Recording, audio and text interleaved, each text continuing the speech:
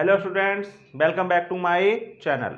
बेटा आज हम लेकर आए हैं आपको financial statements with adjustment. Clear? क्या लेकर आए हैं? Financial statements with adjustment. Adjustment को बेटा हिंदी में बोलते हैं बेटा समायोजनाएं। क्या बोलते हैं? समायोजनाएं।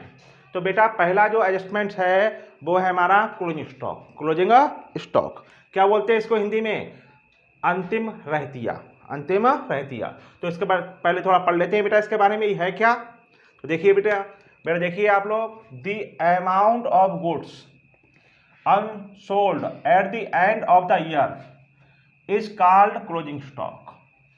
बेटा हिंदी में बोलेंगे कि मतलब लेखांकन वर्ष के अंत में, लेखांकन वर्ष के अंत में जो माल बिकने से बच जाता है या बिकना शेष रह जाता है उसे अंतिम रहते कहते हैं, उसे अंतिम रहतिया कहते हैं। Clear? It is valued at cost price और realisable value which average less. इसका मतलब है कि जो अंतिम रहते का मूल्यांकन है वो लागत मूल्य और वसूली मूल्य जो दोनों में से कम होगा उस पर किया जाता है। बेटा रिलाइजेबल वैल्यू को हम मार्केट वैल्यू भी कहते हैं, मार्केट वैल्यू भी कहते हैं। मतलब लागत मूल्य और बाजार मूल्य जो दोनों में कम होगा उस पर क्लोजिंग स्टॉक का मूल्यांकन किया जाता है। क्लियर? अब बेटा इसकी एंट्री क्या बनाएंगे आप? अगर आपसे कोई पूछे बेटा क्लोजिंग स्टॉक की एंट्री बनाइए, जर्नल एंट्रीज। क्लियर? तो आप जर्नल एंट्रीज बनाएंगे। क्लोजिंग स्टॉक अकाउंट डेबिट क्या बनाएंगे? Closing stock account debit to trading account, to trading account. Clear? क्या एंट्री बनेगी क्लोजिंग स्टॉक की? Closing stock account debit to trading account. Being closing stock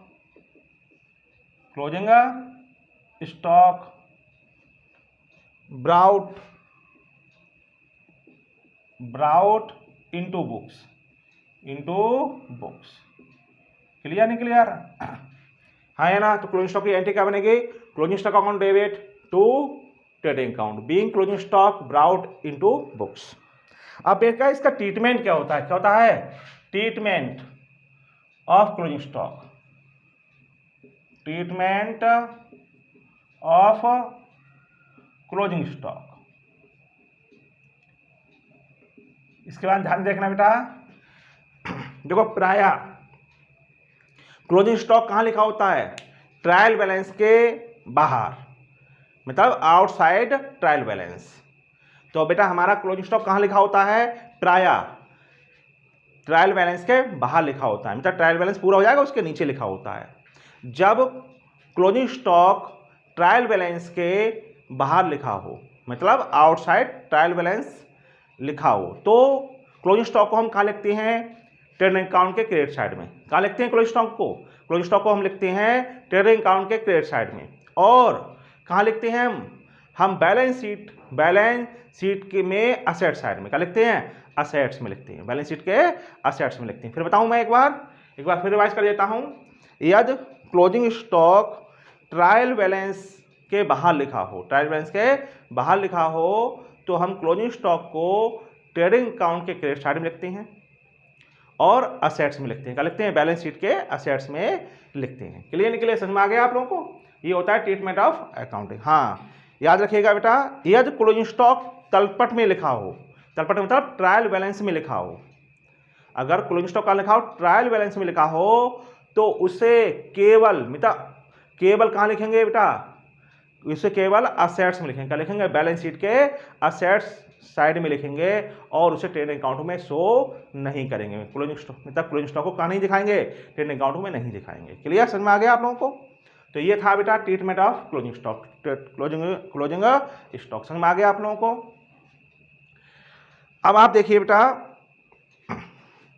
अब आप दूसरा पॉइंट आया बेटा आउटस्टैंडिंग एक्सपेंसेस, जिसे हिंदी बोलते हैं अत्यव्यय।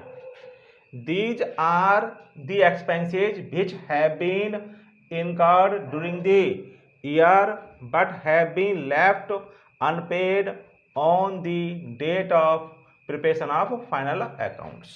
ठीक है बेटा, इसे हिंदी में बताएंगे हम वे व्यय जिनका चालू वर्ष में लाभ तो उठा लिया है परंतु भुगतान नहीं किया, उन्हें बोलते हैं हम अजत्य व्यय। क्या बोलते हैं? अजत्य व्यय बोलते हैं। Clear?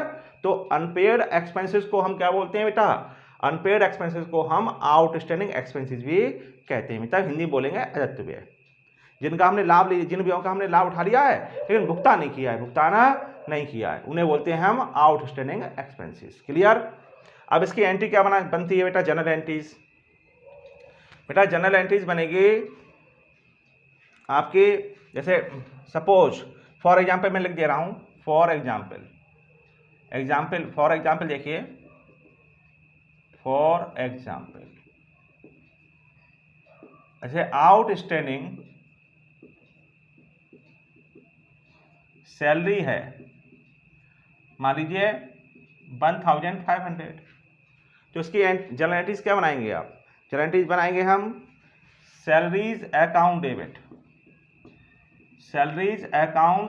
Debit to outstanding salaries account,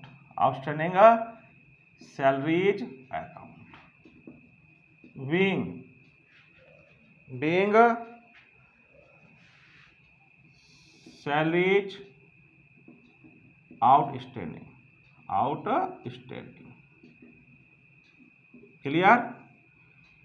समझ में आगे नहीं आगे आपको? ये आउटस्टैंडिंग सैलरी की एंट्री बन जाएगी। अब इसका देखिए ट्रीटमेंट, क्या देखिए?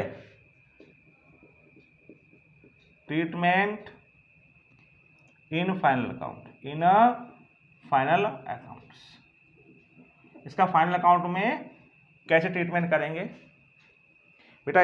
देख सुनिए ध्यान से, हमारे जो आउटस्टैंडिंग एक्सपेंसेस हैं, आउटस्टैंडिंग मतलब एक्सपेंसेस हमारे एडजस्टमेंट में दिए हों। क्या दिए हों बेटा?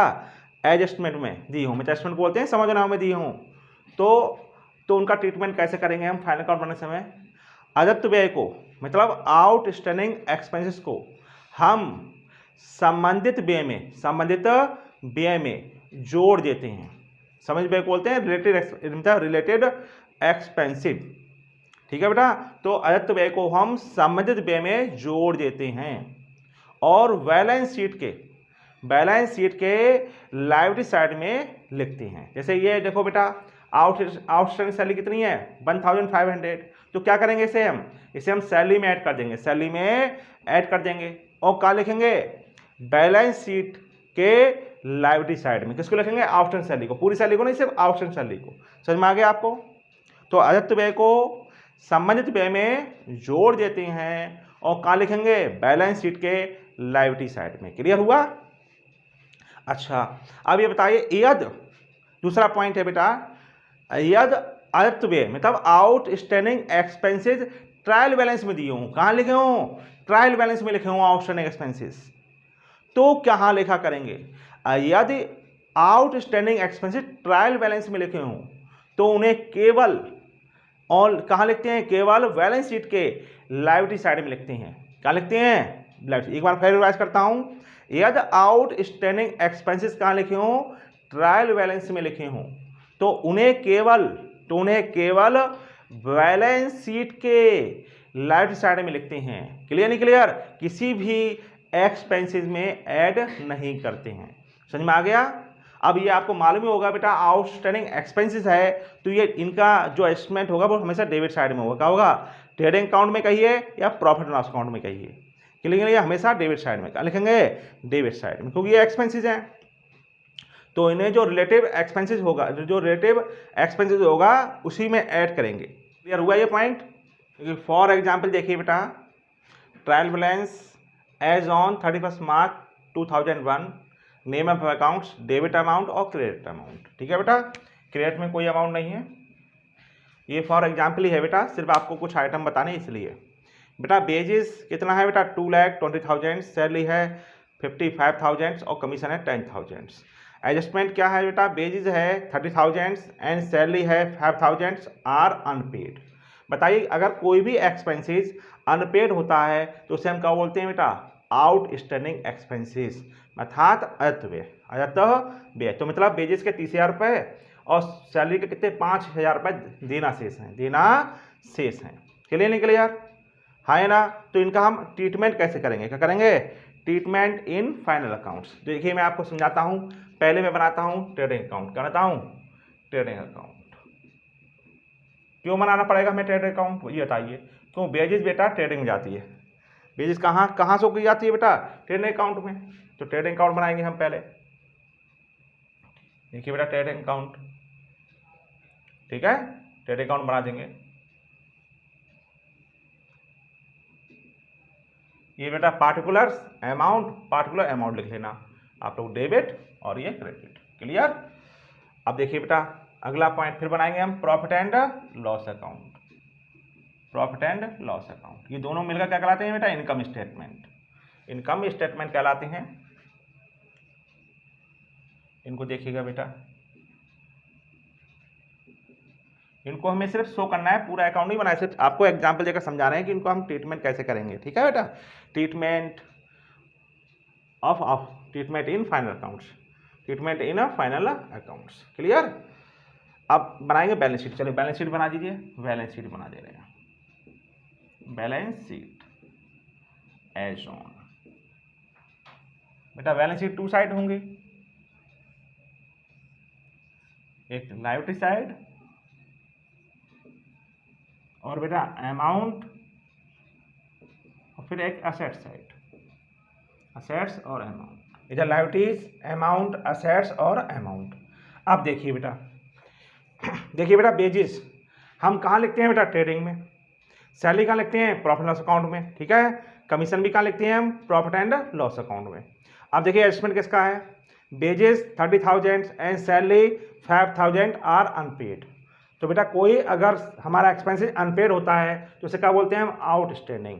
देखिए तो पहले हम लिखेंगे बेटा जो हमारा जाएगा बेटा ये टू वेजेज ट्रेडिंग चला गया।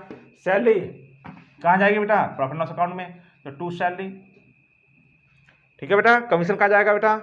कमीशन भी हमारा प्रॉफिट एंड लॉस में जाएगा, लेकिन इसका कोई एस्टिमेट नहीं है, इसे बाद में लिखेंगे। अब देखो बेटा बेजेस कितनी हमारी? 2,20,000 है, मतलब 2,20,000 है। इसका कितना आउटस्टैंडिंग है बेटा? इसका आउटस्टैंडिंग है बेटा, तो लिखेंगे प्लस, शॉर्ट में लिख देता हूँ आउटस्टैंडिंग बेजेस कितनी है बेटा? 30,000, तो इसमें ऐड कर देंगे। तो सैलरी लिखेंगे हम 2,50,000। समझ में आ गया बेटा? इस तरह से लिखेंगे। तो लिखा बोला था मैंने कि आउटस्टैंडिंग एक्सपेंसेस को हम संबंधित वे में जोड़ देते हैं, संबंधित वे में जोड़ देते हैं और कहाँ लिखते हैं? लेफ्ट साइड में। तो यहाँ लेफ्ट में लिखेंगे बेटा आउटस्टैंडिंग बेजेस कितने लिखेंगे? 30,000। समझ में आया आप लोगों को? नहीं आया? देखिए बेटा आउटस्टैंडिंग बेजेस को हमने बेजेस में ऐड कर दिया। ठीक है? बेजेस में ऐड कर दिया और कहाँ लिखेंगे? लायबिलिटी साइड में, लायबिलिटीज साइड में। क्लियर? अब देखिए बेटा सैलरी कितनी है बेटा? 55,000। अब ये बनना है प्रॉफिट लॉस में बेटा, सैलरी प्रॉफिट लॉस में जाती है तो इसलिए प्रॉफिट लॉस में लिखा। इसका कितना आउटस्टैंडिंग है बेटा? 5,000। तो हम करेंगे प्लस आउटस्टैंडिंग सैलरी कितनी है? 5,000। देखो बेटा हमने सैलरी में ऐड कर दिया, सैलरी में ऐड कर दिया और कहाँ लिखेंगे? लायबिलिटी साइड में। आउटस्टैंडिंग सैलरी कितनी? 5,000। समझ में आया बेटा? आपको नहीं आया? देखो हमने आउटस्टैंडिंग सैलरी है तो संबंधित व्यय में हमने उसको जोड़ दिया और कहाँ लिखेंगे? लायबिलिटी साइड में। ठीक है? अब देखिए फिर क्या है? कमीशन। तो बेटा कमीशन कहाँ जाता है? प्रॉफिट लॉस में, डेबिट साइड में। तो ये दिया है कमीशन कितना है? 10,000। इसका कोई ऑप्शन नहीं है बेटा, कोई भी इसमें, तो ऐसे ही लिख देंगे। चलिए ये बेटा ये हमने आपका treatment of outstanding in final accounts. Clear बेटा? इस तरह से होता है बेटा। समझ में आ गया आप लोगों को? यह ट्रायल बैलेंस में लिखा हो, कहाँ लिखा हो बेटा? ट्रायल बैलेंस में लिखा है। देखो लिखा है, देखो ट्रायल बैलेंस में। तो इसे केवल कहाँ लिखेंगे? बैलेंस शीट के लायबिलिटी साइड में, लायबिलिटी साइड में। देखो ये मैंने लिखा आउटस्टैंडिंग एक्सपेंसेस कितना? 5,000। क्लियर? और इसे ना ट्रेडिंग में लिखेंगे ना प्रॉफिट लॉस अकाउंट में लिखेंगे। समझ में आ गया आप लोगों को? ठीक है। देखिए बेटा तीसरा पॉइंट, प्रीपेड एक्सपेंसेस और एक्सपेंसेस पेड इन एडवांस। तो देखिए बेटा these are the expenses which have been paid in advance for the next year during the current year itself. बेटा इसे हिंदी में बोलते हैं प्रीपेड एक्सपेंसेस को बोलते हैं पूर्वदत्त व्यय, मतलब एक्सपेंसेस पेड इन एडवांस, मतलब जिन व्ययों का भुगतान हम करंट ईयर में कर देते हैं, लेकिन जिनका संबंध किससे होता है बेटा, आगामी वर्ष से होता है, आगामी वर्ष से होता है। तो these are the expenses which have been paid in advance for the next year during the current year, जिन व्ययों का भुगतान हम चालू वर्ष में कर देते हैं, परंतु जिनका संबंध क्या होता है बेटा, आने वाले वर्ष से होता है। क्या कहलाते हैं वो कहलाते हैं पूर्वदत्त व्यय। क्लियर नहीं क्लियर, समझ में आ गया आप लोगों को। अब देखिए बेटा ट्रीटमेंट इन फाइनल अकाउंट्स, ठीक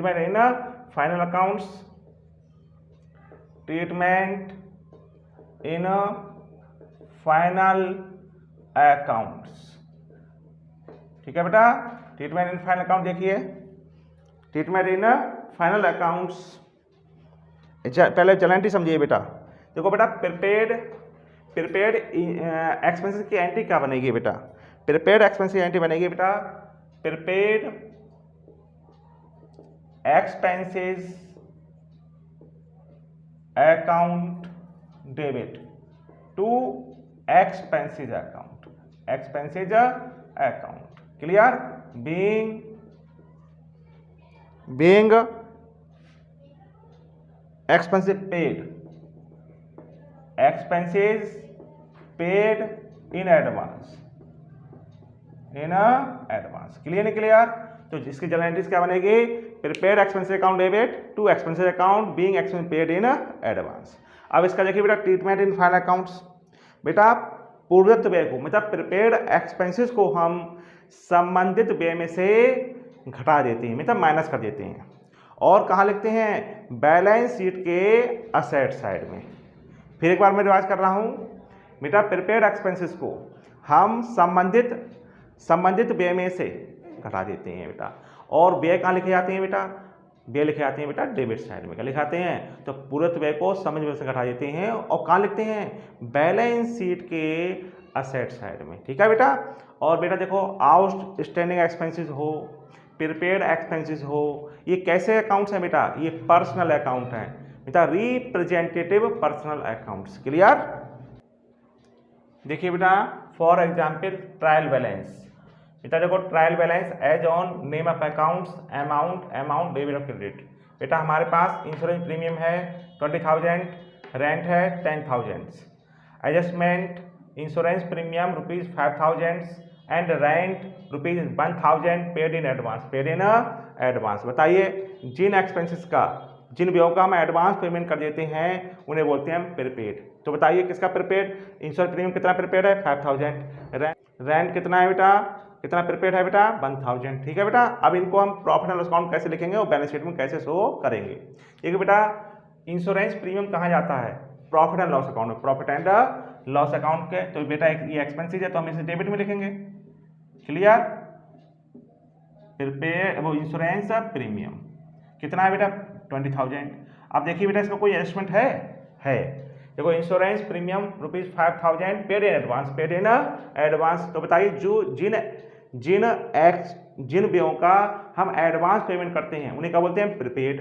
तो बेटा लेस करेंगे, लेस प्रीपेड इंश्योरेंस, शॉर्ट में लिख दे रहा हूँ बेटा इंश्योरेंस कितना है बेटा प्रीपेड 5,000, तो बेटा हमारा 15,000, क्लियर लिखा जाएगा प्रॉफिट एंड लॉस में। और बेटा प्रीपेड इंश्योरेंस कहाँ पड़ेगा, असेट्स में। कहाँ पड़ेगा, तो यहाँ डालेंगे प्रीपेड इंश्योरेंस, क्लियर, ये असेट डाल देंगे, कितना डाल देंगे बेटा 5,000। अब देखिए बेटा रेंट भी कहाँ लिखा जाता है प्रॉफिट एंड लॉस अकाउंट में, ठीक है बेटा। रेंट कितना है, देखो रेंट है 10,000, इसका एडजस्टमेंट है, हाँ देखिए रेंट पेड मतलब रेंट 1,000 पेड इन एडवांस। तो बेटा ये भी एडवांस है तो ये प्रीपेड हुआ, लेस प्रीपेड रेंट, क्लियर। कितना 1,000, कितना आ गया बेटा 9,000। कहाँ लिखेंगे इसको बताओ, इसको लिखेंगे बेटा एसेट साइड में, बैलेंस शीट के एसेट साइड में प्रीपेड रेंट, क्लियर हुआ आप लोगों को, ठीक है बेटा। अभी मैं एक और बताना चाहता हूँ, अगर प्रीपेड जैसे प्रीपेड है, देखिए बेटा प्रीपेड एक्सपेंसेस, ठीक है बेटा। मान लीजिए 5,000 है, अगर प्रीपेड इंश्योरेंस ट्रायल बैलेंस में लिखे हो, क्या लिखो बेटा, ट्रायल बैलेंस में लिखा हो, तो उसे कहाँ लिखते हैं, ओनली असेट्स में, ओनली असेट्स में लिखेंगे। देखो बेटा यहाँ प्रीपेड एक्सपेंसेस, समझ में आया आपको, कितना बेटा, कितना 5000। अब मैं एक बार फिर रिवाइज कर देता हूँ बेटा, यदि पूर्वत्व मतलब प्रीपेड एक्सपेंसेस कहाँ लिखे हों, एडजस्टमेंट में लिखे हों, तो उनका लेखा दो जगह होगा। मतलब प्रीपेड एक्सपेंसेस को हम संबंधित व्यय में से माइनस कर देंगे और कहाँ लिखेंगे, असेट्स में। दूसरा पॉइंट समझिए, यदि प्रीपेड इंश्योरेंस का लिखे हो बेटा ट्रायल बैलेंस में लिखे हों, तो उन्हें केवल का लिखते हैं, असेट साइड में, बैलेंस शीट के असेट साइड में लिखते हैं। ठीक है बेटा, मैं उम्मीद करता हूं कि आपको मेरा लेक्चर पसंद आया होगा। ठीक है बेटा, तो मेरे लेक्चर को आप शेयर करें, ठीक है बेटा, और लाइक करें और मेरे चैनल को सब्सक्राइब करें जिन्होंने अभी तक सब्सक्राइब नहीं किया है। Thank you.